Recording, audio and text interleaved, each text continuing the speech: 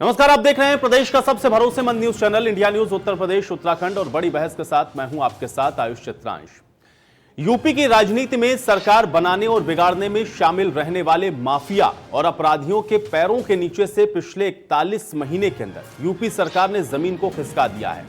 खासतौर से पूर्वांचल के बाहुबली माफिया मुख्तार अंसारी और अतीक अहमद और पश्चिम यूपी के अनिल दुजाना और सुंदर भाटी गैंग पर लगातार कार्रवाई की जा रही है। इन माफियाओं समेत यूपी के करीब 40 अपराधियों की 330 करोड़ की संपत्तियां गैंगस्टर एक्ट के तहत कुर्क और जब्त की जा चुकी हैं। इसके अलावा करोड़ों की संपत्तियों पर कार्रवाई अभी भी जारी है या उसकी जद में वो हैं। अब लखनऊ कमिश्नरेट पुलिस ने गुरुवार को डालीबाग में मुख्तार अंसारी के कब्जे की कीमत की जमीन को खाली करवाया और उस पर हुए अवैध निर्माण को ढहा दिया। वहीं प्रयागराज में भी पुलिस प्रशासन ने माफिया अतीक अहमद की 25 करोड़ की संपत्तियों को जब्त किया। एक समय में सरकार बनाने और बिगाड़ने में अहम भूमिका निभाने वाले इन दोनों माफिया के आर्थिक साम्राज्य पर सरकार लगातार चोट कर रही है। खासतौर से बिकरू कांड के मुख्य आरोपित विकास दुबे के घर पर बुलडोजर चलवाने के बाद माफिया के खिलाफ कार्रवाई के अभियान ने तेजी पकड़ी है। वो नजीर भी बन रहा है। अब योगी सरकार के सत्ता संभालने के बाद से ही प्रदेश भर में गैंगस्टर एक्ट के तहत अब तक 10,448 मामले दर्ज किए गए हैं। इनमें धारा 14(1) के तहत 495 मुकदमों में करीब 330 करोड़ की संपत्तियां जब्त और कुर्क हो चुकी हैं। आगरा जोन में भी 48 करोड़, वाराणसी जोन में 47 करोड़, नोएडा कमिश्नरेट में 28 करोड़ और बरेली जोन में 25 करोड़ की संपत्तियों की जब्ती हुई है।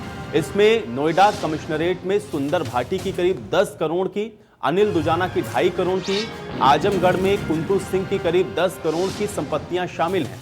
तो वहीं माफिया मुख्तार अंसारी और अतीक अहमद, सुंदर भाटी, अनिल दुजाना समेत जिन अपराधियों की करोड़ों की संपत्तियां सामने आई हैं, जब्तीकरण की कार्रवाई उनके खिलाफ हुई है। अब यूपी पुलिस जल्द ही इस पर एक रिपोर्ट भी ईडी को भेजेगी ताकि इनकी संपत्तियों के हवाले के जरिए काली कमाई के स्रोत का भी अब खुलासा हो सके। तो अब ऐसे में अब सवाल यह है कि क्या उत्तर प्रदेश में बाहुबलियों और माफियाओं के बुरे दिन की शुरुआत हो गई है और क्या बाहुबली और माफिया अब कानूनी कमजोरियों का फायदा नहीं उठा पाएंगे और क्या योगी सरकार की कानूनी कार्रवाई से इनके काले साम्राज्य का खात्मा होगा? आज इन्हीं सवालों के साथ एक खास पैनल के साथ करेंगे हम आज की बड़ी बहस।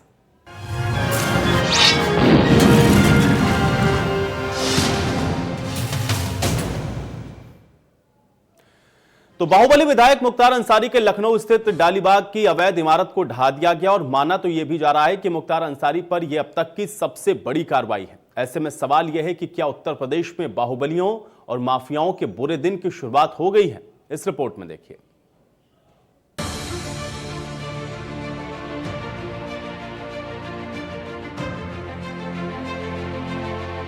योगी सरकार की सख्ती ने माफियाओं के होश फाख्ता कर दिया।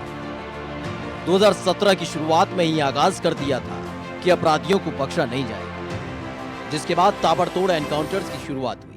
लेकिन अब दूसरे चरण की शुरुआत हो गई। ये दूसरा चरण सफेद पोश माफियाओं के खिलाफ है, जिन्होंने अपनी गुंडई और दबंगई के दम पर पूरे उत्तर प्रदेश में अपने साम्राज्य को खड़ा किया। लखनऊ के डालीबाग में मुख्तार अंसारी के बेटों के नाम पर कब्जाई हुई जमीन पर बने टावर्स को जमींदोज कर दिया गया। एक झटके में पाप के किले को ध्वस्त कर दिया गया था। तो वहीं बाहुबली अतीक अहमद के खिलाफ प्रयागराज में कार्रवाई का डंडा चला और 7 संपत्तियों पर सरकारी मुहर लगा दी। गुंडई और दबंगई के दम पर बनाई गई करोड़ों की संपत्ति के ध्वस्तीकरण और जब्त होने की कार्रवाई ने गुंडे माफियाओं के माथे पर चिंता की लकीरें खींच दी। लेकिन ये कार्रवाई का डंडा इन माफियाओं पर पहली बार नहीं चला। पिछले 1 बरस से मुख्तार अंसारी की परेशानियां लगातार बढ़ रही है। मुख्तार की 70 करोड़ की अवैध संपत्ति को ध्वस्त कर दिया गया। मऊ, गाजीपुर और लखनऊ में ये कार्रवाई हुई। 41 करोड़ के अवैध धंधों पर ताला लटक गया। मुख्तार गैंग के 96 गुर्गे गिरफ्तार हुए हैं, तो वहीं 75 शस्त्र लाइसेंस भी निरस्त कर दिए। योगी सरकार में कार्रवाई का दायरा लगातार बढ़ता गया, जिसमें अवैध भूषण हानि मामले में 26 लोगों को गिरफ्तार किया गया। वहीं 8 लोगों पर गैंगस्टर लगा, जिससे 2.5 करोड़ की आय बंद हो गई। अवैध पार्किंग और ठेकेदारी को पूरी तरह से बंद कर दिया गया, जिसमें 13 लोगों को गिरफ्तार किया गया। मछली के अवैध कारोबार में लिप्त 8 लोगों को गिरफ्तार किया गया। आपको बता दें कि मछली कारोबार से 38 करोड़ का मुनाफा मुख्तार को होता था। गाजीपुर में 27.5 करोड़ की 50 बीघा जमीन को भी जब्त कर लिया। मुख्तार अंसारी के खिलाफ लगातार योगी सरकार कार्रवाई कर रही है और इसी सिलसिले में मुख्तार अंसारी के गुर्गे राकेश पांडे को मार गिराया। कृष्णानंद राय हत्याकांड में राकेश पांडे शामिल था। वहीं 50,000 का इनामी बदमाश ब्रजेश सोनकर गिरफ्तार कर लिया गया। मुख्तार अंसारी का सिंडिकेट यही ब्रजेश सोनकर चलाता है। मुख्तार गैंग का शार्प शूटर हरकेश यादव का भी एनकाउंटर किया गया और इसी के साथ मुख्तार गैंग के 12 सदस्यों को गिरफ्तार कर लिया। योगी सरकार में लगातार मुख्तार और अतीक अहमद जैसे माफियाओं के खिलाफ कार्रवाई सीधा और सपाट संदेश है कि जरायम की उत्तर प्रदेश में कोई जरूरत और जगह नहीं है।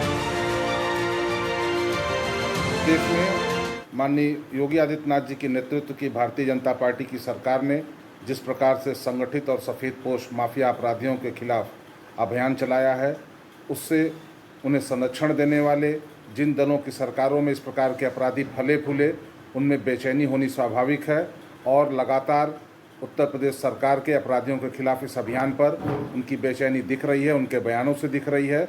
उत्तर प्रदेश में अगर किसी ने अपराध किया है तो निश्चित रूप से उसके खिलाफ सख्त कार्रवाई होगी। इसका संदेश योगी आदित्यनाथ जी और यूपी की पुलिस ने दे दिया है। वहीं इस कार्रवाई को विपक्ष का समर्थन तो मिल रहा है, लेकिन अगर मगर के साथ विपक्ष ने समर्थन देने के साथ साथ पुलिस और अपराधियों की गठजोड़ को लेकर सरकार से ही सवाल पूछ लिया। मुझे लगता है कि जो रोज रोज की घटनाएं हैं और जिस तरह अपराधियों का मनोबल बढ़ा है, इस पर बड़ी कार्रवाई की जरूरत है।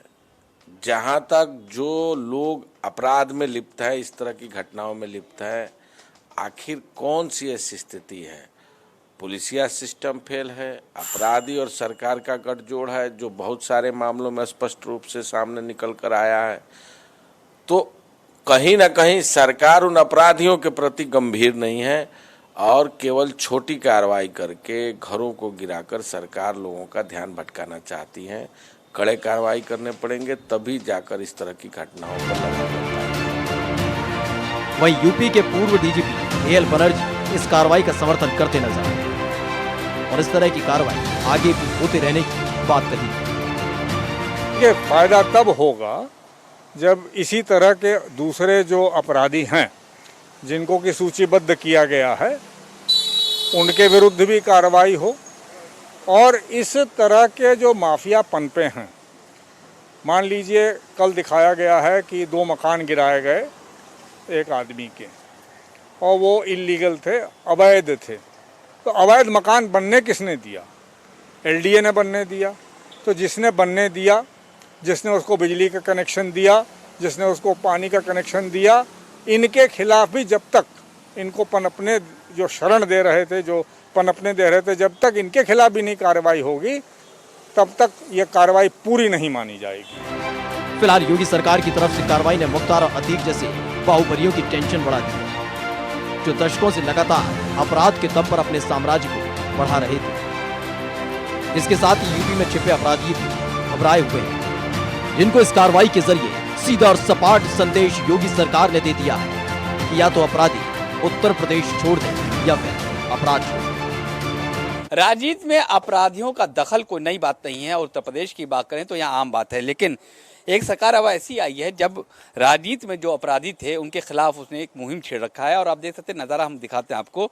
ये जो एक नज़ारा आप देख रहे हैं यहाँ पर, जो ध्वस्तीकरण देख रहे हैं, ये किसान बताया जाता है, ये मुख्तार अंसारी की जो बाहुबली विधायक हैं उनके परिवार का बताया जा रहा है। यहाँ पता ये चला कि ये उन लोग के ज़मीन कब्जाई गई हुई है। यहाँ जो मकान बनाया गया है वहाँ नक्शा गलत है, पास नहीं हुआ है। उसके बाद पूरी ध्वस्तीकरण की कार्रवाई होती है, उसके बाद ज़मींदोज़ कर दिया जाता है।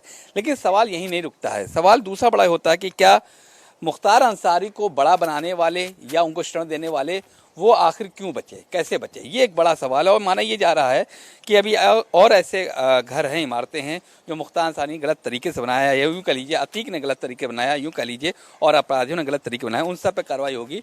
और ये जो ग्रैंडियर अपार्टमेंट आप देख रहे हैं, इस पर भी नज़र है एलडीए के, खास तौर से उसका ये मानना है कि ये भी, इसको भी गलत तरीके से बनाया गया, ये भी अवैध है, इसका नक्शा पास नहीं है।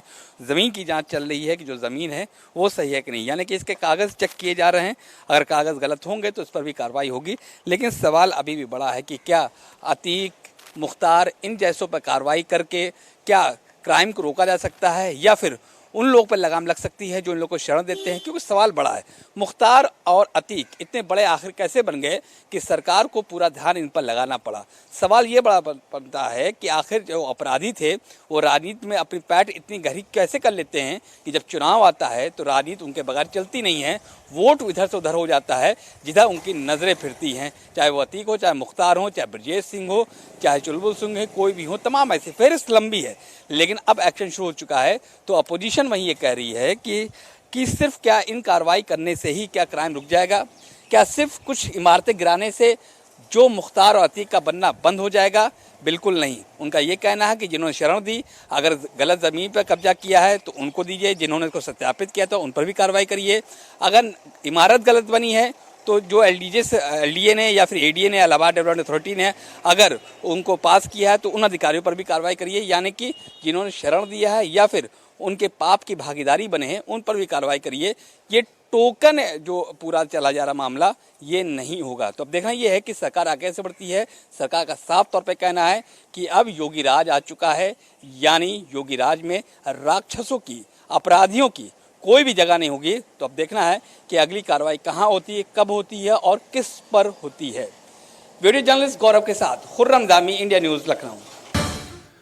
तो बहरहाल जिस तरीके से कार्रवाई हो रही है, सरकार ने अपनी तरफ से स्पष्ट संदेश दे दिया है, क्योंकि जो बात सरकार जिस दिन से गठन हुआ उस दिन से कहती रही कि या तो अपराधी प्रदेश को छोड़ दें या फिर उनके खिलाफ इसी तरीके की जो सख्त कार्रवाई है वो देखने को मिलेंगी। और अब उसी की जो कार्रवाई है वो देखने को मिल रही है, यानी कि ये दो बड़े नाम जिनके खिलाफ लगातार आप देख रहे हैं किस तरीके से कार्रवाई की गई है।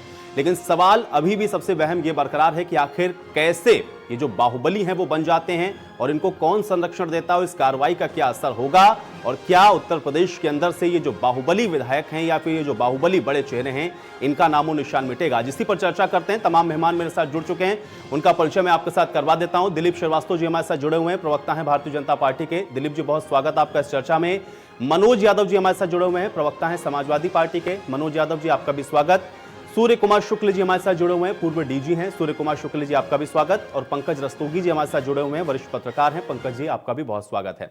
दिलीप जी, आपसे शुरुआत करेंगे। कार्रवाई तो आप लोगों की तरफ से की जा रही है, लेकिन विपक्ष ये कह रहा है कि जहां पर कार्रवाई होनी चाहिए वो कार्रवाई नजर नहीं आ रही है। सिर्फ मकान के ध्वस्तीकरण की या जब्ती की कार्रवाई से तो अपराधी नहीं भागने वाले। आपका कमेंट चाहूंगा मैं इसके ऊपर।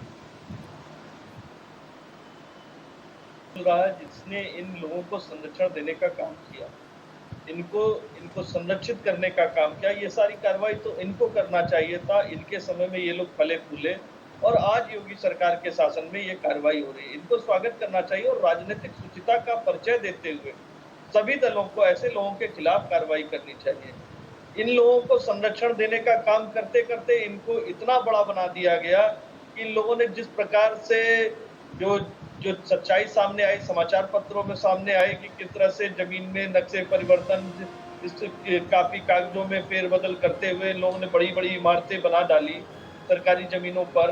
तो ये सारी चीजें जो पहले होनी चाहिए थी वो आज हो रही है। इसका इनको स्वागत करना चाहिए और किसी विषय पे स्वागत करते हुए अगर इनको लगता है उसमें कमी हो तो उसको बताना चाहिए, लेकिन इनको अपने गिरेबान में भी झांकना चाहिए कि हम ही ने इनको संरक्षण देने का काम किया।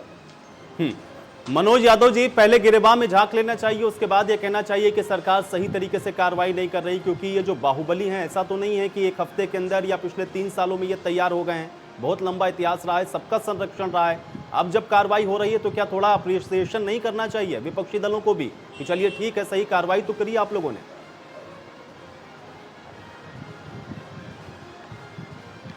देखिए आयुष जी, गिरेबान झांकने वाली बात बिल्कुल सही है, तो हम झांक लेते हैं। जिस गिरेबान को कहिए उस गिरेबान की झांके हैं। समाजवादी पार्टी के ना तो वो लीडर है, ना समाजवादी पार्टी से उनका आज की डेट में कोई ताल्लुक है। एक बात लेकिन पूर्व की सरकार, मैं तो बड़ा प्रताड़ित हो चुका हूं डिबेट्स में।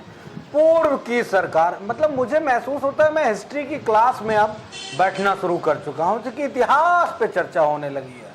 प्रेजेंट में क्या है, प्रेजेंट में चल क्या रहा है, जिम्मेदारी किसकी कितनी है, कौन ने 4 साल से भांग का धतूरा खा के सोया पड़ा था, कौन 4 साल से चिलम का इस्तेमाल करने में लगा हुआ था, किसको नशा हो गया था, इस पे चर्चा नहीं करेंगे। चर्चा करेंगे पूर्व की सरकार, पूर्व की सरकार। अरे हिस्ट्री पढ़ लो ना, काहे के लिए डिबेट करते हो अगर पूर्व की सरकार पे इतने आरोप मढ़ने हैं।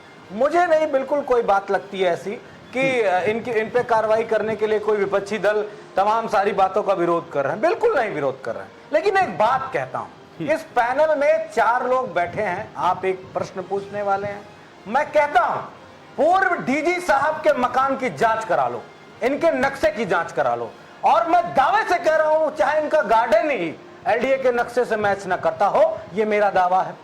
बीजेपी के प्रवक्ता, इनका मकान जांच करा लो, मेरा कराना मत, चूंकि मैं किराए पे रहता हूं तो मकान मालिक का जांच कराना पड़ेगा। हमारे पत्रकार साथी हैं, इनका भी अगर एलडीए आवास विकास से पास है उसकी जांच करा लो। कहीं न कहीं कोई लास्ट फ्लोर ज्यादा हो गया होगा, कहीं मोमटी ज्यादा हो गई, कहीं गार्डन ज्यादा हो गया होगा। अगर इस तरह की बहुत ही निचले दर्जे के आरोप प्रत्यारोप करके अगर कार्रवाई की जा रही है तो मैं निश्चित तौर पे ये समझूंगा कि सरकार स्पेशल फॉर ध्यान भटकाऊ, ये ध्यान भटकाने वाले लोग हैं मुद्दों से। अब अभी इधर चल रहा है ना कि बच्चों की परीक्षा करा रहे हैं, तो ध्यान कैसे भटकाना है, खबर दूसरी कैसे लाना है, कोरोना में भ्रष्टाचार हो रहा है तो ध्यान कैसे भटकाना है। ठीक है, हम सहमत हैं और हम पुष्टि करते हैं सरकार ऐसा काम और करे, लेकिन निष्पक्ष होके जांच फिर पूर्व डीजी सूर्य कुमार शुक्ला के जी के मकान की भी होनी चाहिए कि कौन सा नक्शा गड़बड़ बना है। किसी एक आदमी पे काम करके और आप उल्टे सीधे सिर्फ ये आप ले लो उसका श्रेय कि हम देखिए बड़ा काम कर रहे हैं, ये मेरे ख्याल से गलत होगा। पंकज रस्तोगी जी क्या कहेंगे, क्योंकि भाई सबके मकान की जांच की बात भी उन्होंने कह दी, साथ में ये नहीं बताया कि जिस समय इनकी सरकार चल रही थी उस समय ही जांच करवा लेते, क्या पता गलतियां उसी समय निकल आती। लेकिन अब वो इतिहास में नहीं जाना चाहते, हम भी इतिहास में नहीं जाएंगे। लेकिन मौजूदा जो कार्रवाई है उसको कैसे देख रहे हैं और विपक्ष का जो रुख है? नहीं, अगर इतिहास में जाने से आयुष जी कुछ भला होता हो तो जाया जाए। देखिए आयुष जी, एक बात समझ लीजिए, उत्तर प्रदेश में जब से योगी सरकार बनी है और योगी जी माननीय मुख्यमंत्री इसके लिए कृत संकल्प है कि उत्तर प्रदेश में भयमुक्त शासन हो समाज में, और इसी के लिए कल्याण सिंह, पूर्व मुख्यमंत्री कल्याण सिंह के बाद सर्वाधिक इनकाउंटर हुए और सर्वाधिक अपराधी मारे गए। उसमें जो बहुत से गैंगस्टर थे, अपराधी थे, वो मारे भी गए। तो ये योगी सरकार उत्तर प्रदेश में भयमुक्त शासन देने के लिए कृत संकल्प है।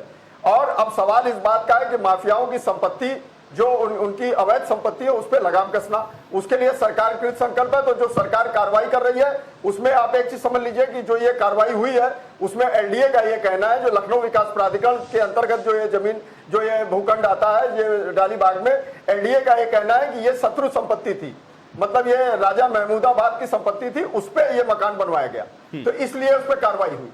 लेकिन सवाल इस बात का भी उठता है क्या एलडीए के अधिकारियों पे भी कार्रवाई होनी चाहिए कि जिन्होंने उसकी अनुमति दी और जिन्होंने उसको बनवाया। सीधी सी बात ये भी समझ लीजिए, अगर शत्रु संपत्ति थी तो उसमें कैसे बन गया, क्यों बन गया, तो पहले उसके ऊपर भी प्रश्न चिन्ह लगता है।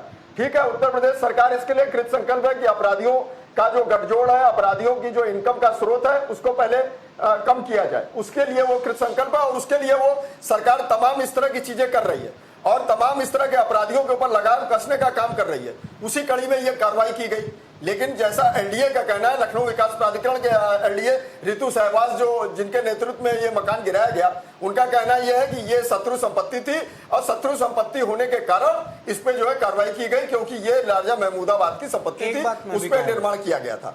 तो अब सवाल इस बात का है कि ठीक है निर्माण किया गया और इतना पैसा लगा के अगले ने निर्माण करा, तो वो किसके आदेश पे हुआ? जो अधिकारियों ने किया उनके ऊपर भी कार्रवाई हो, उनके नेतृत्व में भी उनके ऊपर भी गाजगिरनी तय होनी चाहिए।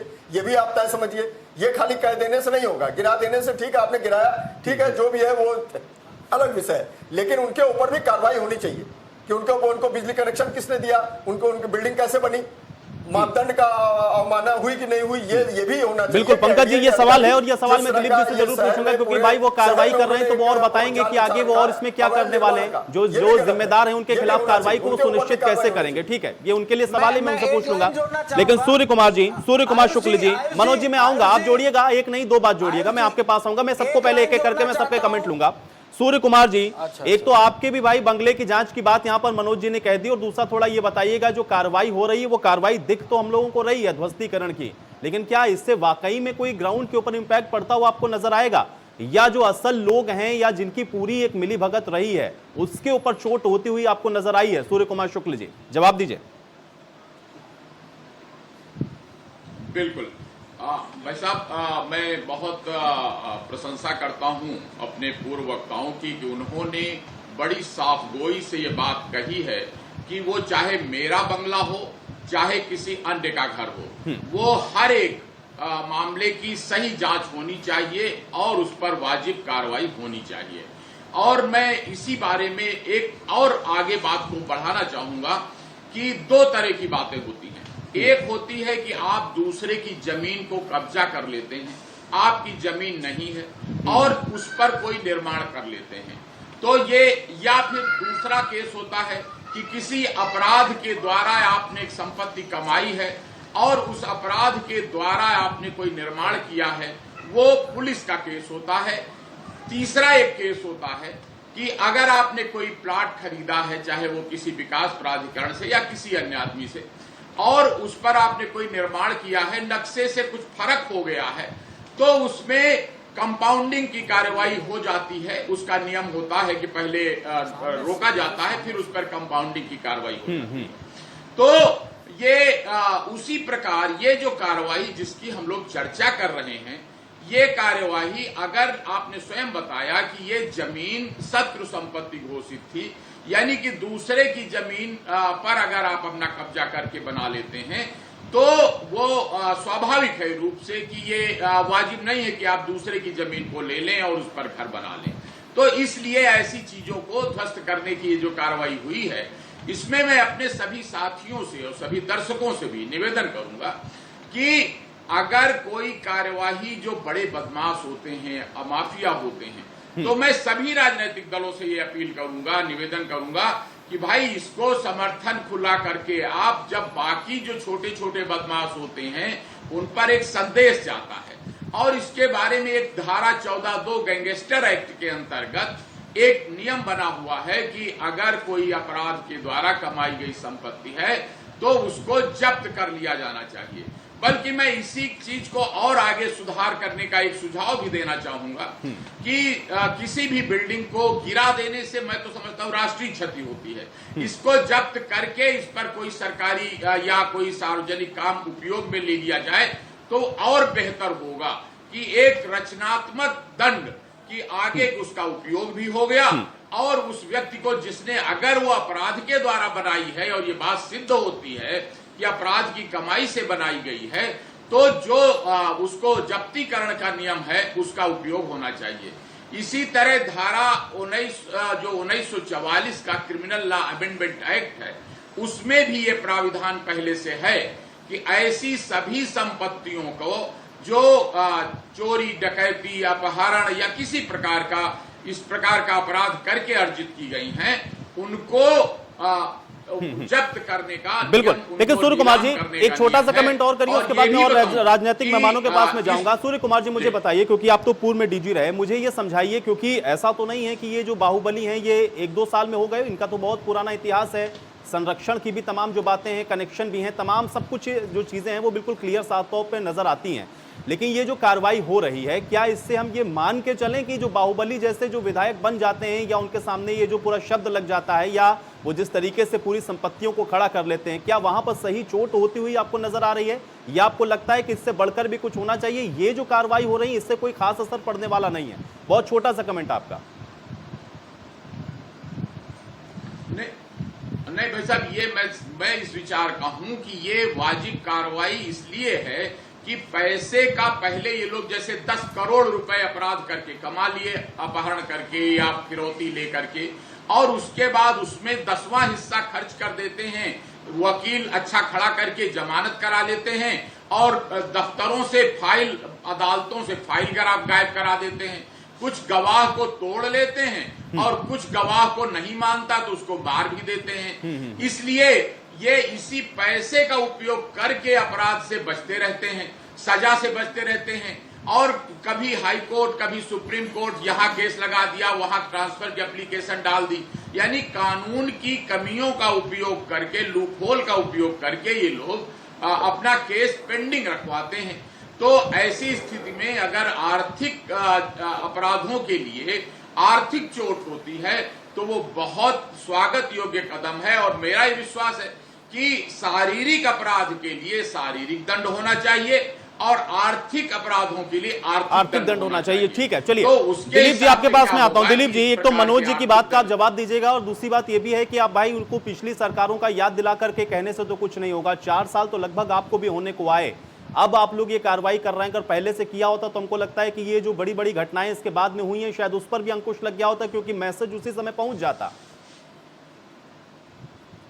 आयुष जी, जब योगी सरकार आई उसके बाद से लगातार कार्रवाई हो रही है। जो कार्रवाई इन लोगों को करनी चाहिए वो कार्रवाई तो इन लोगों ने की नहीं। ये लोग तो उस समय भी भांग खा के क्या क्या सुनते रहे, क्या क्या सोचते रहे और किस प्रकार से संरक्षण देते रहे, ये इनका परिदृश्य है। और इनके ये कार्य करने की कार्यप्रणाली, मैं उस पर नहीं जाना चाहता।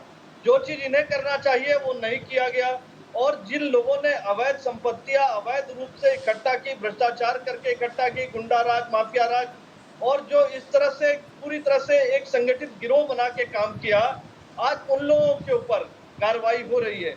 आज जो पहले जिनके लिए अपराध एक उद्योग के रूप में स्थापित हो चुका था, चलिए दिलीप जी, लेकिन उन बातों में नहीं जाते हैं। देखिए, जनता ने आपको चुन करके इसीलिए भेज दिया था क्योंकि आपने कहा था कि आप इनसे बेहतर हैं। ठीक है, लेकिन मुझे ये बताइए, क्योंकि जिस बात जो सवाल उठा इस चर्चा के अंदर, एक तो पहला महत्वपूर्ण सवाल ये है कि चलिए ठीक है आपने कार्रवाई की, कार्रवाई करनी चाहिए थी आपको, अब तो 4 साल होने को आया, फिर भी आप चलिए अब कर रहे हैं, देर आए दुरुस्त आए, अच्छी बातें करें कार्रवाई आप। लेकिन मुझे ये बताइए कि क्या उनके खिलाफ कार्रवाई क्या हुई जो इन्होंने इस मकान को यहाँ पर बनने की परमिशन दे दी, यानी कि जो एलडीए का बार बार इसमें जिक्र हो रहा है, बिजली पानी कनेक्शन, ये सब कैसे हो गया और कैसे इमारत खड़ी हो गई वहां पर, और कैसे अब तक आप लोग उनके खिलाफ कार्रवाई नहीं कर पाए? भाई मकान तो आपने गिरा दिया, लेकिन जो पूरा नेक्सस है उसको कैसे तोड़ पाए हैं आप लोग और कैसे तोड़ेंगे, थोड़ा इस विषय को बताएं दिलीप जी। आयुष जी, जिन लोगों ने नक्शा पास कराया, जो लोग इस परिपाटी में रहे, चाहे अधिकारी हो कर्मचारी, उन सारे लोगों के खिलाफ कार्रवाई होगी। और इनके ही मंत्री किसी चीज में जेल में है, किसका, जिन्होंने जितना काला अध्याय उन्होंने खड़ा किया था, इन्हीं के मंत्री, कद्दावर मंत्री, वो जेल में है। मैं फिर एक चीज और याद आपको दिलाना चाहूंगा आयुष जी, इन्हीं की पार्टी के राष्ट्रीय अध्यक्ष एक होटल बनवा रहे थे, न्यायपालिका ने स्टे दिया, न्यायपालिका ने इनको रोका। कि किस प्रकार का इन्हीं लोगों ने संरक्षण देने का काम किया है, अपराध को संरक्षण देने का काम किया, अपराध को एक उद्योग के रूप में स्थापित करने का उत्तर प्रदेश में इन्हीं लोगों ने संरक्षण देने का काम किया।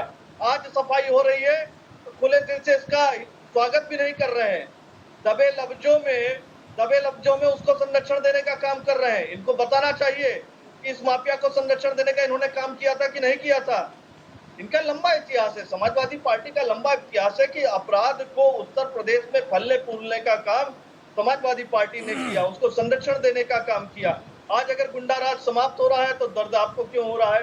हर व्यक्ति, हर अपराधी की जाति बताने का काम आप कर रहे हैं। और उत्तर प्रदेश में अगर शांति हो रही है तो अशांति फैलाने का काम कर रहे हैं। कभी किसी तरह से, जैसे अभी तमाम चीजें सीए का विरोध कर रहे थे, तमाम ऐसे लोग विरोध कर रहे थे, उनको फंडिंग से लेकर सारी चीजों में तमाम नेता पकड़े गए, उसमें भी इन्होंने आरोप लगाने का काम किया।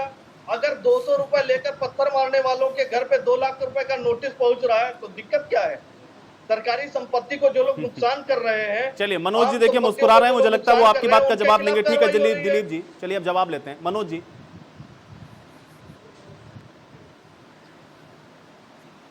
देखिए, राजनीति में आयुष जी आरोप प्रत्यारोप होते, इसमें किसी तरीके का कोई संशय नहीं है। और बीजेपी के हमारे काबिल साथी, शायद मेरी जानकारी के हिसाब से लखनऊ में एक क्षेत्र से पार्षद भी हैं।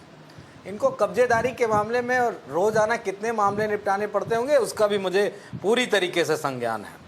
एक नेता हमारी पार्टी में हुआ करते थे, बुक्कल नवाब जी, जिन पे बड़ी लंबी लंबी जांचें थी, और वो भी कुछ ऐसी ही संपत्तियां थी जिसमें गोमती की नदी का किनारा भी था और वो तमाम सारे नवाबों की जमीनों का भी मैटर था। समाजवादी पार्टी से गए और चले गए भाजपा में, और भाजपा में जाके उन्होंने आरएसएस एक नया संगठन बनाया, राष्ट्र सिया संगठन करके उन्होंने कुछ बनाया। जांच उनकी बंद हो गई आयुष जी, कोई जांच नहीं हुई, 4 साल हो गए। उससे पहले उनकी इतनी लंबी जांचें थी, इतनी क्वेरीज थी, इतनी एलडीओ को प्रॉब्लम थी, इतना आवास विकास को प्रॉब्लम थी, इतना भाजपाइयों को प्रॉब्लम थी। सब जानते हैं, हमारे बीजेपी के काबिल प्रवक्ता सब जानते हैं। ये भी तो पार्षद होने के नाते नगर निगम के अंतर्गत जहां जो कुछ है सब उनको पता है, लेकिन बोलेंगे नहीं, क्योंकि वोट नहीं बढ़ेगा। वोट नहीं बढ़ेगा तो फिर उस मुद्दे पे चर्चा नहीं करनी। पीजीआई के पास 40 बीघे जमीन का विवाद जैसे योगी सरकार बनी थी उसके 1 साल के अंदर आया था कि भाजपा के विधायक ने 40 बीघे जमीन, जिसमें सरकारी जमीन थी, बहुतायत में कब्जा करके सोसाइटी कर दी। कोई विधायक पे कार्रवाई की? अगर की हो तो हमको नाम बता दें। रिवर बैंक कॉलोनी में ये देव और भावराव सिंह की कोई संस्था है, उनके नाम 15,000 स्क्वायर फीट से ज्यादा का मकान कौड़ियों के भाव में कब्जा कर रहे थे। मीडिया में चला, कब्जा शायद दे दिया गया, अभी नहीं उसको। जियामऊ में 52 एकड़ जमीन आरएसएस के नाम पट्टे की जा रही है, जो सरकारी जमीन है, उस पे इनका मुंह बिल्कुल नहीं खुलेगा, क्योंकि ये दूसरों को टार्च लगा के उनको अपराधी दिखाने में माहिर लोग हैं। और हमारे पत्रकार साथी ने कहा कि भयमुक्त हो गया। मैं एक लाइन कह देता हूं भयमुक्त में, तो इसका मतलब ये है मनोज जी, तो इसका मतलब ये है कि जो बाहुबली है, जो अपराधी हैं, क्या उनके खिलाफ कार्रवाई नहीं होनी चाहिए? क्योंकि एक पक्ष की तरफ कार्रवाई नहीं हो रही तो दूसरी पक्ष पे भी नहीं होनी चाहिए। इस तरह की प्रताड़ना दी जा रही है, ये कौन सा भयमुक्त सरकार है? मनोज जी, ये कार्रवाई क्यों नहीं होनी चाहिए? भययुक्त दे दिया मनोज जी, ये कार्रवाई क्यों नहीं होनी चाहिए? मेरा सवाल ये है मनोज जी, ये कार्रवाई क्यों नहीं होनी चाहिए? किस पे? अतीक अहमद पर, मुख्तार अंसारी पर क्यों नहीं होनी चाहिए ये कार्रवाई? मैं कह रहा हूं बुक्कल नवाब पे कार्रवाई करो। इन पर क्यों नहीं होनी चाहिए? बुक्कल नवाब पर भी होनी चाहिए, लेकिन आप मुझे बताइए ना कि इन पर क्यों नहीं होनी चाहिए? आरएसएस को जो जमीनें दे रहे हो इन पर क्यों नहीं होनी चाहिए? बीजेपी, ये बताइए ना, आप खुलकर क्यों नहीं कह रहे? खुलकर समर्थन क्यों नहीं कर रहे हैं? क्या बढ़िया बात है, कार्रवाई हो रही है। कब करोगे?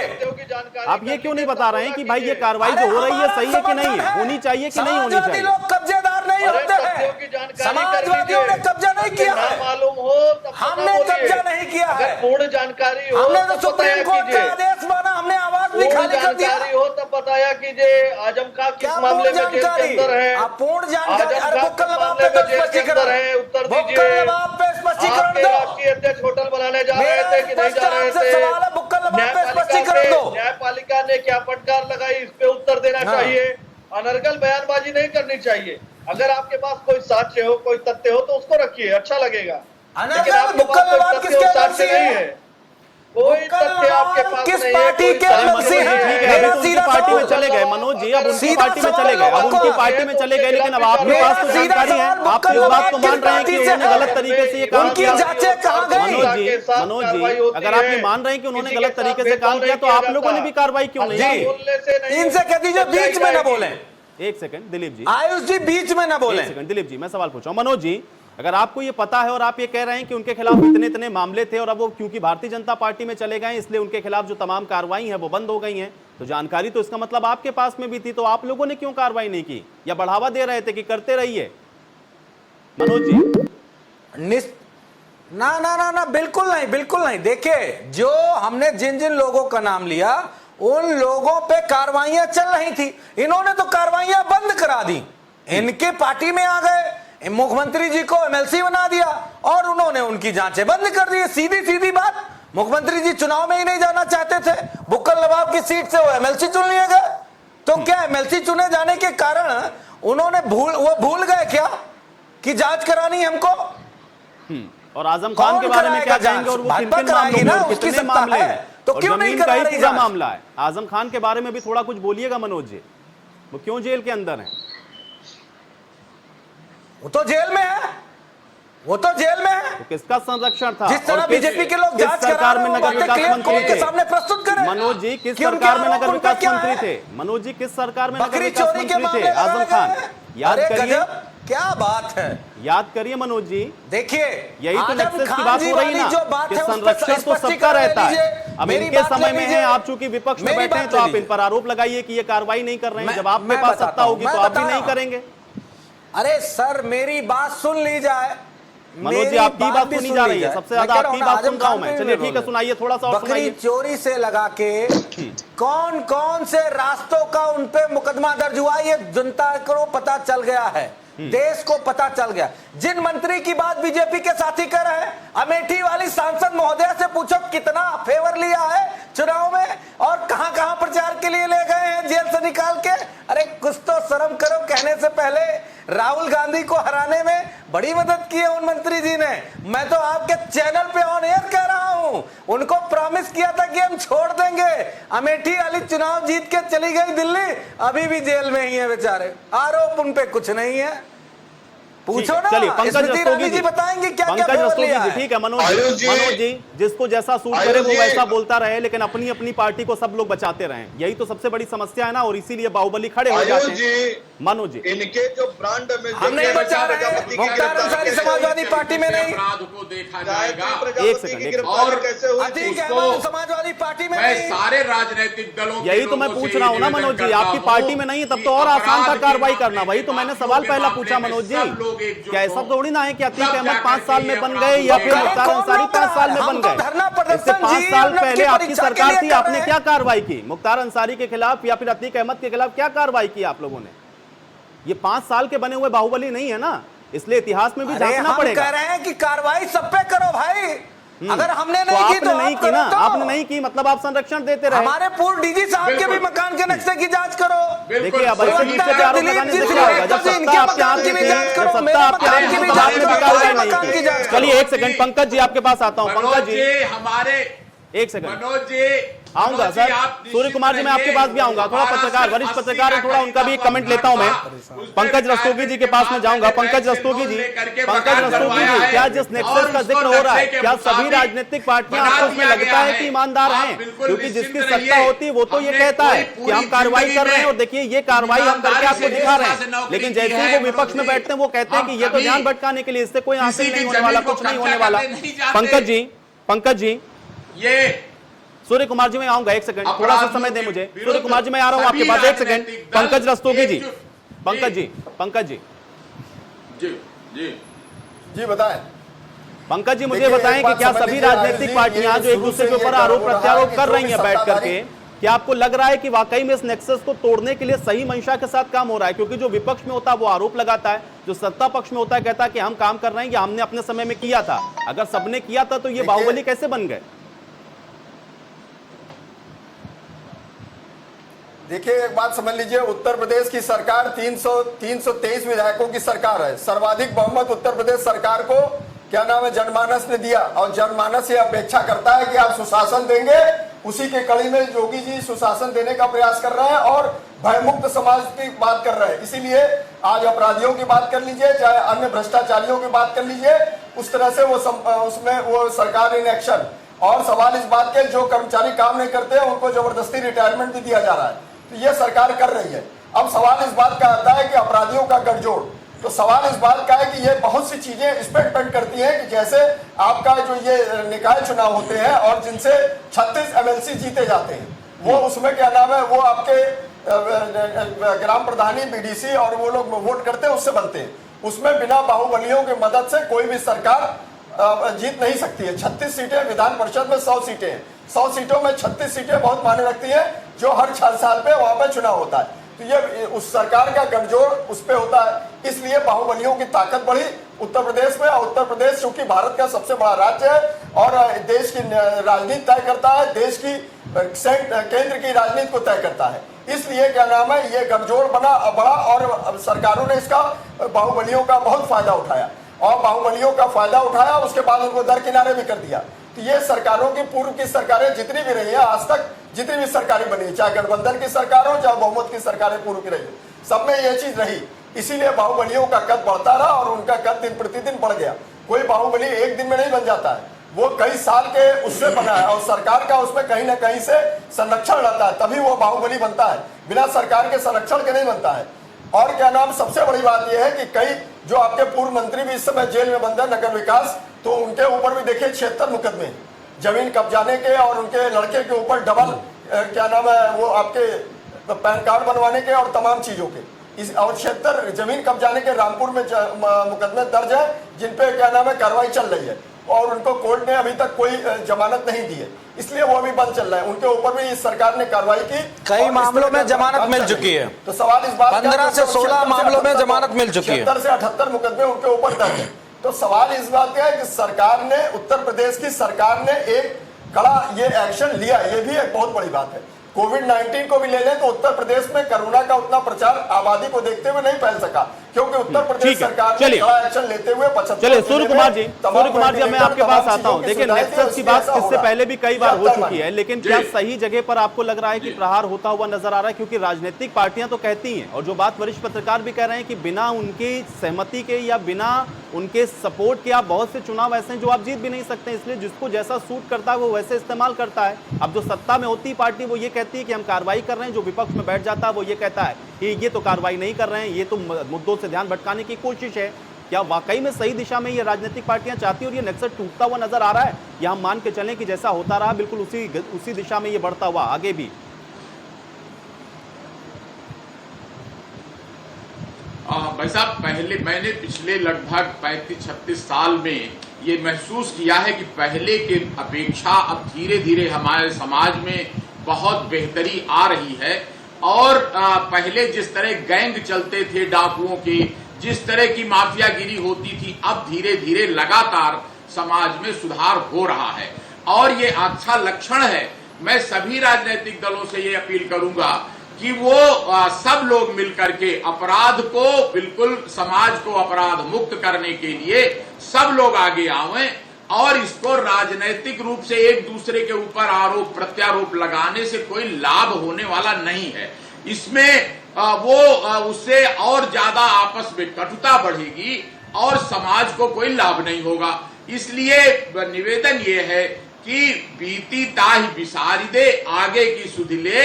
सारे लोग मिलकर ये जो काम हुआ है, ये आह्वान मैं स्वागत करता हूं कि सारे जो बड़े बदमाश हैं, जो अपराध करते हैं, जमीनें कब्जा करते हैं, दूसरे का घर कब्जा करते हैं और फिरौती का अपहरण करते हैं, कैसे होगा? क्योंकि रोड होल्डर आज भी देखिए मौजूदा समय में भी अगर आप देखेंगे सूर्य कुमार जी, तो ऐसी तो कोई राजनीतिक पार्टी नहीं है जिसके अंदर इस तरीके का ना तो संरक्षण ना मिल रहा हो, डायरेक्ट इनडायरेक्ट, या फिर ऐसे तो बहुत सारे नेता भी मिल जाएंगे जो अपने अपने क्षेत्र में तो बाहुबली हैं ही, तो आज भी उनका इस्तेमाल तो हो ही रहा है, उनका फायदा तो ले ही रहे हैं। तो उम्मीद कैसे करें कि भाई दो लोगों के खिलाफ तो आप कार्रवाई कर रहे हैं, लेकिन आज जो उनसे छोटे हैं कल वो बड़े हो जाएंगे, फिर कल को जो नई सरकार आएगी वो कार्रवाई करेगी और कहेगी कि हाँ 15 साल से फलाने का वर्चस्व था। तो ये कैसे होगा? राजनीतिक पार्टियों से इनको बाहर भी तो करना होगा ना, पहले संरक्षण तो है इन सबका। ये बिल्कुल, ये इसके लिए आपने वो कहावत सुनी होगी, politics is last refuge for scoundrels, यानी कि राजनीति जो होती है इन अपराधियों का अंतिम शरण स्थल होती है। तो जब राजनीतिक लोग भी अब इस बात के लिए आगे आ रहे हैं कि ये बुरा है, मीडिया का इसमें बहुत बड़ा रोल रहा है जागृति करने में, कि सब लोग मीडिया ने बता दिया कि क्या क्या अपराध, क्या क्या गड़बड़ी बदमाशी कहां हो रही है। तो उसके द्वारा अब समाज जागरूक हो रहा है और ऐसे अपराधी जो हिस्ट्री सीटर होते थे, माफिया होते थे, उनकी संख्या कम होती जा रही है कि जो राजनीति में सफल हो। अब प्रायः चुनाव हरा देती है जनता, इसलिए धीरे धीरे वो सुधार की तरफ बढ़ रहे हैं हम लोग, और इसमें हमको आशा की किरण देखनी चाहिए। और मैं साथ में ये भी स्पष्ट कर देना चाहता हूं कि जहां तक पर्सनल बातें हैं उनसे न कोई आरोप प्रत्यारोप से फायदा होगा। मैं अपनी बात आपको कह सकता हूं कि मैंने अपनी पूरी जिंदगी बहुत ही नेकनियती से, ईमानदारी से, कर्मठता से गुजारी है। और जो भाई साहब बात कर रहे थे कि सबके मकान की जांच होनी चाहिए, अरे मेरे मकान की जांच की बात तो ये सन 80 का खरीदा हुआ एक प्लाट था, उस पर रिटायरमेंट के बाद बैंक से लोन लेके मैंने मकान बनवाया है। उसका जो विकास प्राधिकरण के नियमों के अनुसार संशोधन परिवर्धन जो होना था वो करा दिया गया है। और मैं निवेदन करूंगा कि हम लोग उसको बात को अपराध की ओर कंसंट्रेट करके ले जाएं कि दूसरे की जमीनें कब्जा करना, दूसरे का समाजवादी पार्टी की सरकार होती तो शायद हो जाना, अब आपके बंगले की वजह से हो जाती। ठीक है, हम लोग इंतजार कर लेंगे। बहरहाल अब आप जो बात कह रहे हैं मुझे लगता है कि मनोज जी को उसका जवाब मिला होगा। लेकिन एक चीज और मैं, दिलीप जी, देखिए सवाल बार बार ये भी उठ रहा है कि 4 साल तो अब आपको लगभग होने को आ गया, अगर ये कार्रवाई, क्योंकि ऐसा तो नहीं है कि मुख्तार अंसारी के बारे में या अतीक अहमद के बारे में जानकारियां नहीं थी, बाहुबली भी हैं, तमाम तरीके की इंफॉर्मेशन आप लोगों के भी पास में थी, पहले ही कार्रवाई ये क्यों नहीं हो सकी? तो ये मैसेज बहुत जल्दी पहुंच गया होता तो मुझे लगता है कि आज और अच्छी स्थिति में होते। ये देर क्यों हो गई, 4 साल का इंतजार क्यों करना पड़ गया इतनी कार्रवाई के लिए कि आज चर्चा में बैठे हम लोग? आयुष जी, कोई देरी नहीं हुई। उत्तर प्रदेश में जब से उत्तर प्रदेश के मुख्यमंत्री यशस्वी योगी आदित्यनाथ जी ने सत्ता संभाली है, उन्होंने लगातार भयमुक्त, अपराध मुक्त उत्तर प्रदेश को बनाने की दिशा में लगातार अपराधियों का उत्तर प्रदेश में सफाया हो रहा है। आपको ध्यान होगा, अन्य कई जिलों में दुर्दांत अपराधी एफिडेविट लेके थाने चौकी पहुंच गए कि मुझे गिरफ्तार कर लिया जाए या मैं अपराध नहीं करूंगा। ये भारत हिंदुस्तान की पहली ऐसी सरकार है जिसने लगातार अपराधियों के खिलाफ कार्रवाई की। और उन लोगों के पेट में दर्द होने लगता है, कभी वो भांग खाने की बात करते हैं या अनर्गल बात करने लगते हैं।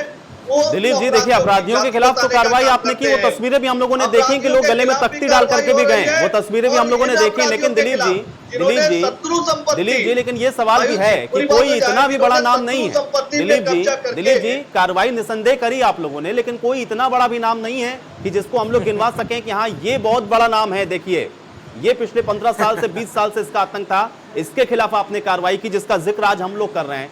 चाहे मुख्तार अंसारी की बात करें, अतीक अहमद की बात करें, बबलू श्रीवास्तव की बात करें या और भी आप जो 40 नाम आप जो सामने आए, भाई ये कार्रवाई पहले क्यों नहीं हो सकी? क्योंकि आपने तो कहा था कि आप भय मुक्त, अपराध मुक्त बनाएंगे, तो ये बड़े नाम, इन बड़े नामों को क्यों नहीं आप लोग इनके खिलाफ क्यों कार्रवाई पहले नहीं कर पाए? मेरा सवाल ये है। काम हुआ जो उत्तर प्रदेश में माफिया तंत्र टूटने का काम हुआ, ये सबसे बड़ा काम है जो भय मुक्त समाज की दिशा में इन बड़े बड़े अपराधियों पे, जिन लोग बड़े अपराधियों पे जिन्होंने सपा सभी को स्वागत करना चाहिए कि ऐसे ही कार्रवाई सभी बदमाशों के विरुद्ध।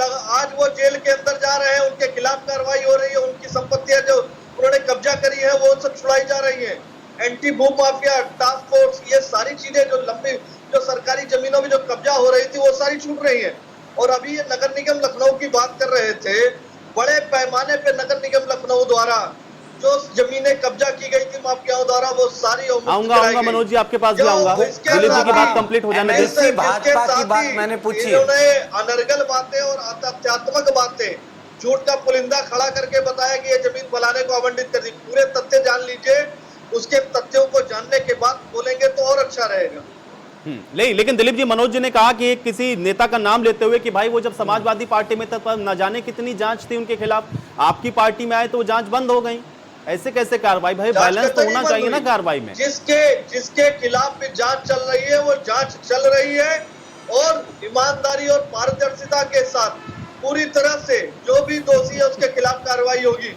बड़ी लंबी शासन में किसी को संरक्षण नहीं दिया जाता। मैं बताता हूं, जैसे कि इन लोगों के सरकारों में शासन इनके में संरक्षण देने का काम किया जाता रहा है। दिलीप जी देखिए, आप फिर पहुंच गए इतिहास में। मनोज जी कहेंगे हमको इतिहास की बात नहीं करनी, आप इतिहास की बात करेंगे, कोई वर्तमान की बात नहीं करेगा। चलिए ठीक है, वर्तमान में रहते हैं, ठीक है। अब उनके शासन में क्या हुआ इसको कब तक बताएंगे? यादव जी से लेके दिलीप जी, उनके शासन में क्या हुआ इसको कब तक बताएंगे? आपके शासन की आज बात हो रही ना, हम उसी पर रहते हैं। मनोज जी जवाब दीजिए।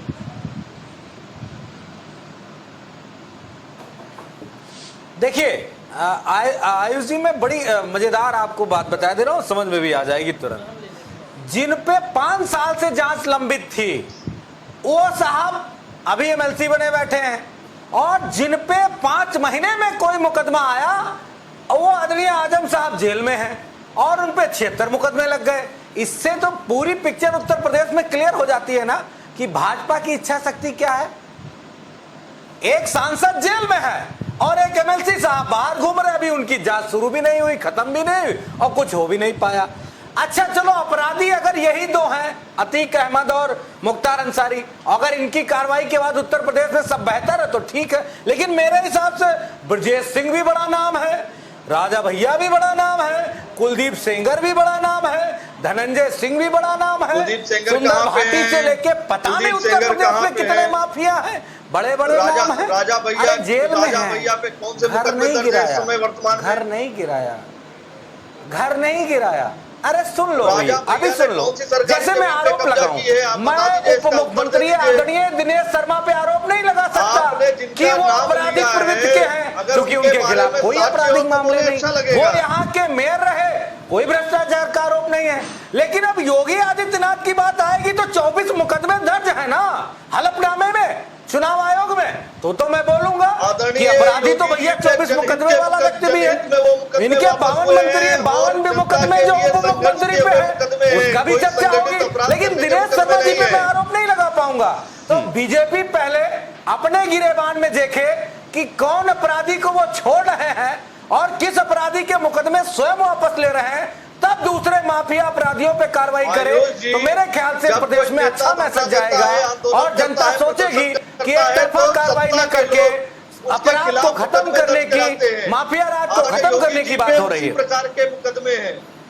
दिलीप जी जवाब दीजिए भाई। आपने कहा मनोज जी को कि आप अपने गिरेबान में झांक लीजिए, वो कह रहे हैं कि आप अपने गिरेबान में झांकिए। इसी राजनीति का तो मैं जिक्र कर रहा हूं ना कि जिसको जो समझ में आ रहा है वो कह रहा है, लेकिन कोई ये नहीं कह रहा है कि हाँ भाई ये जो कार्रवाई हो रही है इसको कैसे हम लोग देखें। आप कह रहे हैं कि आप कार्रवाई कर रहे हैं, वो कह रहे हैं कि आपको जो इन पे करना चाहिए उन पे तो कर नहीं रहे हैं। ये दो लोगों पे कार्रवाई करने से क्या होगा दिलीप जी?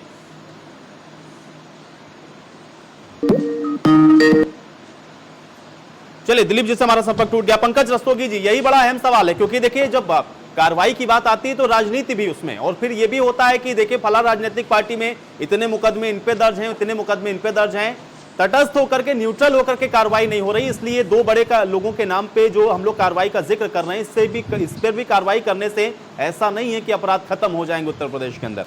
पंकज रस्तोगी जी देखिए जैसा कि मनोज यादव जी ने कहा कि जो भुक्कल नवाब पे भुक्कल नवाब के खिलाफ भी कार्रवाई होनी चाहिए, तो सीधी सी बात यह है कि भुक्कल नवाब पहले समाजवादी पार्टी के सदस्य थे, विधायक थे, और उसके बाद वो इस समय बीजेपी के एमएलसी हैं। और भुक्कल नवाब ने के लड़के फैसल नवाब ने आपके लखनऊ में 3 मंजिला अपार्टमेंट का नक्शा पास कराया और उसके ऊपर उन्होंने 4 मंजिला अवैध निर्माण कराया, जिसका एनडीए में मामला लंबित है। इस तरह के कई मामले पेंडिंग है और कई क्या बोलते हैं उनके ऊपर जमीन कब्जाने के और कई मामले जो है लखनऊ विकास प्राधिकरण में मामला पेंडिंग है। तो सरकार को एक चीज ये समझ लीजिए, अगर सरकार की नीयत साफ है और तमाम चीजें हैं तो सरकार को इस पे भी एक्शन लेना चाहिए और इस पे भी क्या नाम है कार्रवाई करनी चाहिए। उसमें जो भी साक्ष्य मिले, जिस तरह की भी चीजें मिले, उस पर कार्रवाई करना चाहिए। सरकार को उसके लिए दोहरी मानसिकता नहीं अपनानी चाहिए। सरकार जिस तरह से भयमुक्त समाज देने के लिए और भयमुक्त भ्रष्टाचार मुक्त शासन देने के लिए कृत संकल्प है उत्तर प्रदेश की योगी सरकार, तो उसको चाहिए कि क्या नाम है ये भी देखना चाहिए कि जो लोग इस तरह की घटनाओं में लिप्त हैं और विकास प्राधिकरण में जिस तरह के उनके ऊपर इल्जामात हैं उनकी जांच करानी चाहिए और उसके ऊपर इससे कार्रवाई करनी चाहिए। इससे जनमानस के ऊपर एक मैसेज जाएगा और जनमानस में एक मैसेज जाएगा कि सरकार किसी दोहरा मापदंड नहीं अपनाती है, वो सभी पे कार्रवाई करती है, चाहे अपने उनके लोग हो, चाहे किसी अन्य पार्टी के हो, चाहे कोई भी हो। तो इससे एक बहुत मैसेज जाएगा। तो सरकार को ये भी देखना चाहिए और सरकार को बिना किसी लाग लपेट के कार्रवाई करनी चाहिए, उसमें जो भी चीजें निकले। सूर्य कुमार जी देखिए, ये बातें कहने में तो बढ़िया लगती हैं, लेकिन जब वही बात आ गई ना कि राजनीतिक पार्टियों को जब इनका सूट करता है कि भाई इनकी वजह से बहुत सारे चुनाव जो आप जीत नहीं सकते, तो क्या इतना आसान है सभी राजनीतिक पार्टियां इतनी आसानी से बाहर निकल आए उसके बाद कहें कि नहीं हमारे यहाँ जो गलत है हम तो उसके खिलाफ कार्रवाई करेंगे? बहुत सारे एग्जाम्पल्स अभी भी सामने आ रहे हैं। क्या इस समय जो कार्रवाई हो रही है इसका कोई बहुत बिग इंपैक्ट होता हुआ नजर आ रहा है, या हम ये माने कि हमको सूट कर रहा है इसलिए हमने कार्रवाई कर ली क्योंकि इससे हमारा कोई फायदा नहीं था? भाई साहब, ये यहाँ पर मैं आपकी और आपके साथी बहुत सारे मीडिया और प्रिंट मीडिया उनकी सबकी प्रशंसा करूंगा कि उन्होंने इतना माहौल अपराधियों के विरुद्ध बना दिया है कि अब आप देखेंगे कि चुनाव में भी जो नॉन अपराधी होते हैं, हिस्ट्री सीटर होते हैं, बहुत बिरले चुनाव जीत पाते हैं। पहले बहुत जीतते थे, अब धीरे धीरे जो हिस्ट्री सीटर है, एक और बात कहूंगा कि अपराधियों की एक पहचान होती है कि एक बार दो बार नहीं, जो हिस्ट्री सीटर हैं यानी कई बार जिन्होंने अपराध किया है और उनकी हिस्ट्री सीट खुल दी है, तो उन लोगों को चिन्हित करके, ये भाई साहब बिल्कुल सही कह रहे थे कि राजनीतिक दल, जाति, धर्म सबको छोड़कर इर्रिस्पेक्टिव सब पर कार्यवाही होनी चाहिए। जो हिस्ट्री सीटर हैं और जिन पर अवैध संपत्तियां अर्जित करके जिन्होंने क्राइम से अपने ये प्रॉपर्टी बनाई है उनको जब्त कर लेने से आधार कटता है क्राइम का। इसी पैसे के लिए तो ये अपराध करते थे। अगर आपने पैसा जब्त कर लिया तो वो सारा उनका प्रयास, इतने साल में जो मेहनत करके उन्होंने अपराध से कमाई की, वो निराधार हो गया। तो इसलिए मैं कहूंगा कि ये बहुत स्वागत योग्य कदम है और बिल्कुल सही है कि आगे सभी जो बाकी हिस्ट्री सीटर हैं उन पर सब पर ये कार्रवाई होनी चाहिए, ताकि वो पैसा खर्च करके जमानत और रिहाई और जेल में मैनेजमेंट करने का और अब गवाहों को तोड़ लेने का ये सब काम न करने पाए। दिलीप जी, एक जो आरोप बार बार लग रहा है, मैं चाहूंगा बहुत जल्दी से उसका जवाब दें, उसके बाद चर्चा मुझे समाप्त करनी, क्योंकि देखिए ये आरोप तो बार बार सत्ताधारी पार्टी पर लग रहा है और आपके ऊपर भी, क्योंकि आप सत्ता में हैं, कि जो आदमी अब आपकी पार्टी में आ गया उसके ऊपर जो कार्रवाई चल रही थी उस पर तो आप कह रहे हैं कि नहीं हमारी जांच जारी है, लेकिन जो आपके साथ में नहीं है उसके खिलाफ कार्रवाई बड़ी तेज नजर आती है। ये आरोप तो है भाई, जो एक बैलेंस कार्रवाई होनी चाहिए वो नजर क्यों नहीं आ रही? ये आरोप है विपक्षी पार्टी का। मैं चाहूंगा जल्दी से जवाब दें। आयुष जी उत्तर प्रदेश का जनमानस अच्छी तरह से जानता है कि उत्तर प्रदेश में भय मुक्त समाज देने का काम, अपराध मुक्त समाज देने का काम उत्तर प्रदेश के यशस्वी मुख्यमंत्री योगी आदित्यनाथ जी द्वारा दिया गया है। जो भी अपराधी है, जिसने भी गलत काम किया हो, चाहे पूर्ववर्ती चाहे वर्तमान में, अगर कर भी रहा है तो उसके खिलाफ कार्रवाई हो रही है। कोई बचेगा नहीं। ईमानदारी और पारदर्शिता के साथ जो भी किसी भी प्रकार से अपराध में लिप्त है, चाहे जमीन कब्जा करने में, आर्थिक अपराध में या संगठित अपराध करने में, उन सारे व्यक्तियों के खिलाफ कार्रवाई हो रही है। और ये हिंदुस्तान की ऐसी सरकार है कि किसी को संरक्षण देने का काम नहीं किया जा रहा है। सबको, जो भी अपराधी है उसकी सही जगह जहां पे है वहीं भेजा जा रहा है। और अपराधियों को जब पकड़ा जा रहा है, अपराधियों के खिलाफ कार्रवाई हो रही है, उनके आर्थिक अपराध, जो आर्थिक साम्राज्य जो उन्होंने बना रखा है उसको जब नष्ट किया जा रहा है तो दिक्कत उनको संरक्षण देने वाले दलों को हो रही है। चलिए, अब आप किसी बात के साथ मुझे समाप्त करना होगा, मेरे पास समय नहीं है। आप सभी लोग का बहुत शुक्रिया, आप लोगों ने समय निकाला, चर्चा का हिस्सा बने।